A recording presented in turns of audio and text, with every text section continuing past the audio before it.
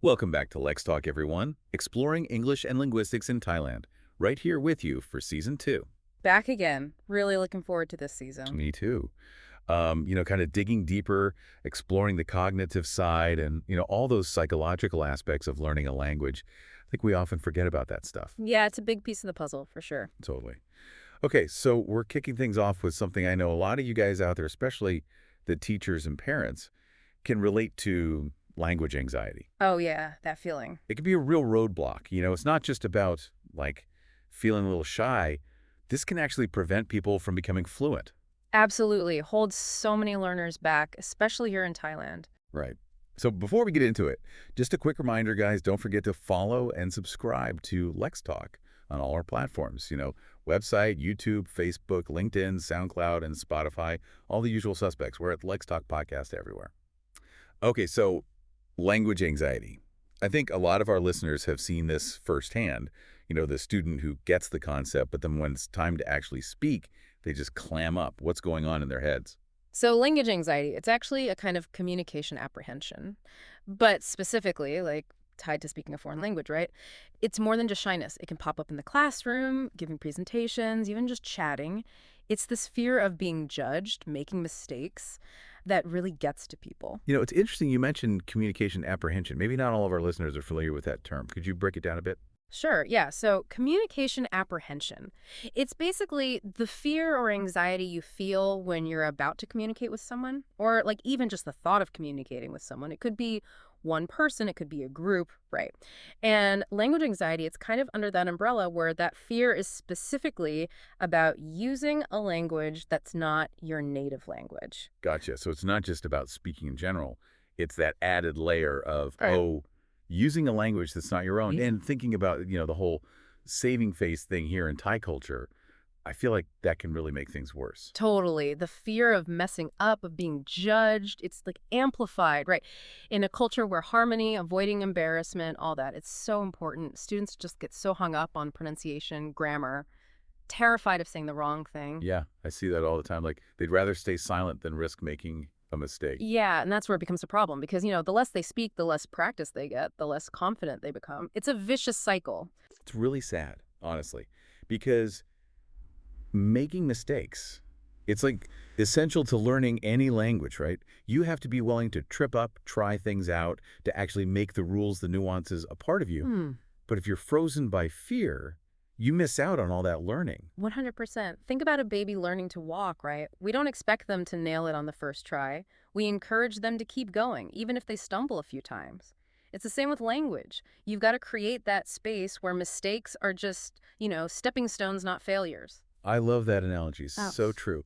But how do we actually create that kind of environment, especially when the culture traditionally emphasizes accuracy over fluency? That's where teachers play a huge role. They have the power to shift the whole dynamic, Mm. turn that fear and judgment into support and encouragement. And there are a lot of practical things we can do to make that happen. Okay, I want to hear all about those strategies.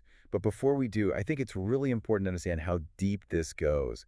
It's not just about feeling uncomfortable. It actually has an effect on the whole learning process itself, right? You got it. That's why understanding and dealing with language anxiety is so important. So, how does it actually mess with learning? Well, studies have shown that when learners are really anxious, their working memory, which is like essential for processing new information, it gets overloaded. It's almost like their brains are so busy worrying, there's less room to absorb new words, grammar rules, all that. So it's not just like they're too nervous to speak. Their brains are literally less efficient at processing the language. Right. And it goes beyond working memory, too. Studies have found links between language anxiety and like increased activity in the amygdala. That's the part of the brain that handles fear, emotional responses, all that. So, this heightened emotional state, it can mess with all the things you need for language learning. Attention, remembering things, even forming new neural pathways. It's wild. It's like their brain is stuck in fight or flight mode, and they can't really engage with learning. Yeah, that's a good way to put it. And to make things even worse, this anxiety-induced brain fog, it can lead to more negative experiences, which just feeds the fear and anxiety even more. It's like a downward spiral. It's a domino effect, right? Hmm. The anxiety blocks their thinking, they make more mistakes, have trouble communicating, which then makes them more anxious, Oof, no wonder it feels so overwhelming. Yeah, it can be tough. And that's why it's so important for us, teacher supporters, to really pick up on those signs of anxiety. And then, of course, create a learning environment that's more, positive and empowering. You mentioned earlier that bad experiences can contribute to this anxiety. Mhm. Can you talk about that a little more? I think a lot of listeners have probably seen that, either themselves or with their students. Sure. Imagine like a student who's been made fun of for pronouncing a word wrong or, I don't know, making a grammar mistake in front of everyone. That sticks with you, right?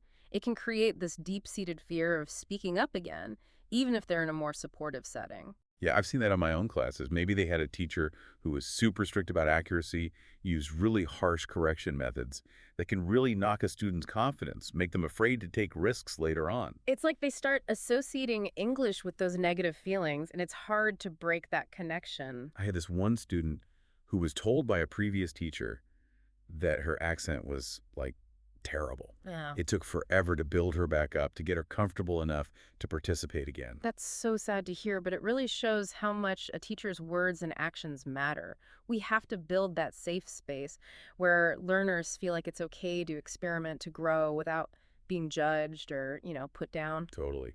And it's not just teachers, right?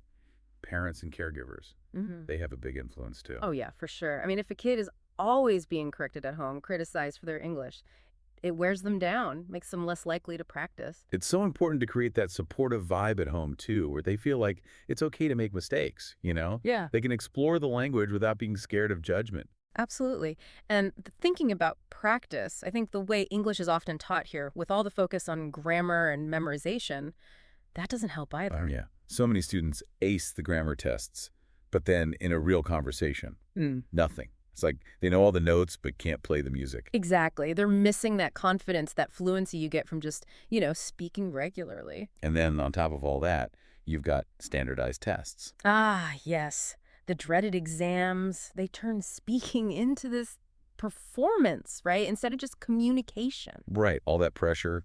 It's like saving face culture, maybe some bad past experiences, not enough real speaking practice, plus the weight of those exams. Mm. No wonder they feel so anxious. It's definitely a mix of factors. But the good news is, it's not a dead end. Yeah. There are things we can do to help learners overcome this and really thrive. I'm glad to hear that. So let's talk solutions. What can teachers, parents, even learners themselves do to deal with this anxiety? Happy to. It starts with creating that supportive, safe space, where mistakes are just part of the learning process, not some big failure. Sounds like a good starting point, Hmm. but how do we actually make that happen? Like, what are some concrete steps we can take? One thing that works well is to start small with low-stress activities. Yeah. Instead of throwing them into like a whole class debate, start with partner work or small groups. Let them get comfortable in a more relaxed setting. Yeah, that takes the pressure off, right? Mm. It's not the spotlight, so they can experiment more, make mistakes without feeling like everyone's watching. Right. And it's not just what they're doing, but how we react to them. As teachers, supporters, we need to show them that mistakes are normal, that they're part of the process. Love that. It's like shifting the whole mindset from mistakes are bad to mistakes are valuable. Yes. Their data. It's about helping them understand that making mistakes, it's not failing, it's their brain working to figure out the language. It's like those aha moments, right? When you finally get something after struggling with it, those often come from mistakes. Exactly. And we can shift the focus too. Instead of just accuracy, let's praise effort and progress. So instead of, that's wrong, try something like, great try. Can you think of another way to say that? Or, Mhm. I can see you're really putting in the effort, and that's what counts. Such a small change in wording, but it can make a big difference in how a learner sees themselves. Totally. It's about nurturing that growth mindset, where they see challenges as a chance to learn and grow, not like a threat to their ego. I think that's a great message for everything in life, not just language. Embrace those mistakes, celebrate the effort, and keep going. Couldn't agree more. And speaking of keeping going, another good strategy is to use gradual exposure. Ooh, I'm curious. Tell me Yeah. more about that. So it's based on this idea of desensitization. In psychology, it's where you're repeatedly exposed to something you're afraid of, and over time, the anxiety lessens. We can do that with language learning too. Start with easy stuff, and as they get comfortable, you slowly raise the bar. Kind of like slowly turning up the volume. Yeah, exactly. So maybe you start with like practicing with a close friend or family member, Then move to small groups, role playing, and eventually like presentations or speaking in public. Mm. The key is to go at their pace, give them lots of support along the way. Sounds like a really good way to help them build that confidence. It can be. And we can encourage them to prepare a bit too, like write down notes or a script before they have to speak off the cuff. That can give them a safety net, boost their confidence if they get stuck. Yeah, like a little mental map to help them navigate the conversation. Exactly. And of course, we want to make it fun, right? Who doesn't love a good game? Seriously. Instead of just, the typical Q&A or presentations, try role-playing, games, telling stories, maybe even debates or mock trials. Make it relevant to their interests, their learning style. Oh, I love using debates in my classes. It's amazing how much more they'll speak when they're passionate about the topic. Me too. It's a great way to tap into their motivation. And these days, there's some really cool tech we can use too, for creating safe spaces to practice speaking. Ooh, tell me more. Always looking for new tricks of the trade. Well, there are apps like Flip, used to be called Flipgrid. It lets students record themselves speaking privately, no pressure. They can practice as many times as they need before sharing it with the teacher or the class. Great way to build fluency without that fear of immediate judgment. I love that. Taking the pressure off, letting them learn at their own pace. Yeah. Definitely checking out Flip. It's a game changer. And ultimately, I think this is the biggest thing. We've got to shift the focus from perfection to just communicating. Yes. It's not about sounding like a native speaker. It's about getting your message across. Exactly. We need to help them understand that messing up. It's not the end of the world. It's about trying, communicating, and keep learning. And one way we can show them that is by doing it ourselves, right? Like instead of stopping them mid-sentence to fix their grammar, just repeat what they said, but with the correct grammar slipped in naturally. That's such a good strategy. It's called recasting. It lets you correct them without interrupting or making them feel bad. So for example, if a student says, yesterday I go to market, the teacher could be like, oh, you went to the market. What did you buy? Perfect example. You're subtly fixing the grammar without making it a big deal. The conversation keeps going, and it reinforces that communication is what matters most. I love that. It's so much more encouraging. You're guiding them towards accuracy, but you're not derailing their whole thought process. Right. And it shows them that we're more interested in what they have to say than whether they're speaking perfectly. Such a powerful message for them to take in. Yeah. It takes the pressure off, lets them just be themselves. For sure. When they feel safe and supported, they're way more likely to, take risks, experiment, and actually become fluent. We've covered a lot today. We talked about creating the right environment, focusing on communication, those gradual exposure and recasting techniques. Yeah, we did. And I think the key takeaway is this. Language anxiety is normal, but it doesn't have to hold you back. With the right approach, we can help learners overcome their fears and reach their full potential. Couldn't agree more. So listeners out there, parents, teachers, language lovers, we want to hear from you.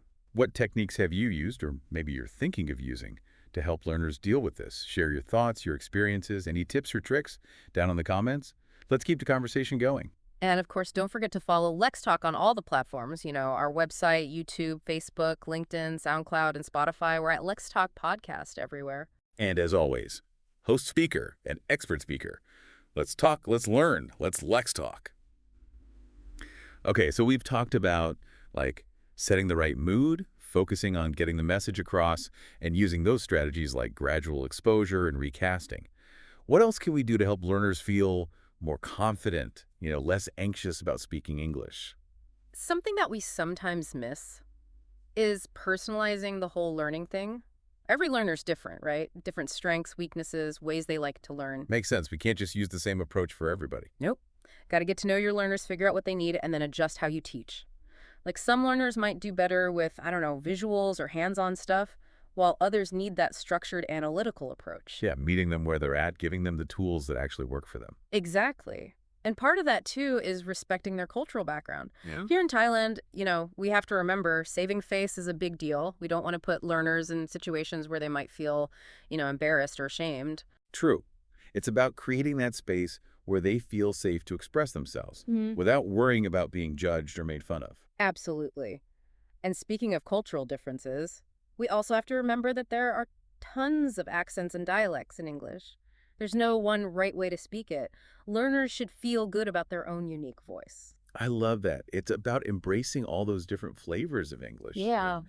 recognizing that there are so many ways to communicate well. Yeah, and that's an important message for learners, especially those who might be insecure about their accent or pronunciation. It's not about sounding native. It's about speaking clearly and with confidence. Right on. And to build that confidence, one of the best things we can do is give learners opportunities to succeed. Makes sense. Hmm. Success leads to confidence. But how do we do that without it feeling like fake or forced? Set realistic goals. Give them tasks that are challenging but that they can actually achieve. And celebrate even the small wins. Did they use a new word correctly? Spoke up more in a group discussion. Those are all worth celebrating. It's about progress, not perfection. Yes. And give them specific positive feedback. Focus on what they're doing well and where they can improve instead of just, good job. Say something like, I was really impressed with how you used that grammar structure in your presentation, or you were so much more active in the discussion today. Keep it up. Yeah, give them that concrete proof that they're getting better. Acknowledge their effort. Exactly. And when they see themselves improving, their confidence will naturally grow and that anxiety will start to fade. Like a snowball effect, right? Yeah. Success, confidence, more success. That's the cycle we want to see. So we've talked about so much. Building that supportive environment, focusing on communication, those gradual exposure and recasting techniques, personalizing the experience, celebrating diversity, and fostering a growth mindset. Anything else you want to leave our listeners with? Just this. Dealing with language anxiety, it's not a one-time fix, It takes constant work. Being aware, being sensitive, and being willing to adjust as your learners change. It's about being that patient and supportive guide on their journey. That's it. And knowing that every learner has the potential to become fluent, even if they're dealing with this anxiety. That's so encouraging. So for all our listeners out there, teachers, parents, learners, I hope this deep dive gave you some useful ideas, some practical ways to tackle language anxiety. Remember, you're not alone in this. There's help out there, and there are people who get it. For sure. And as we always say, let's talk, let's learn, let's Lex talk.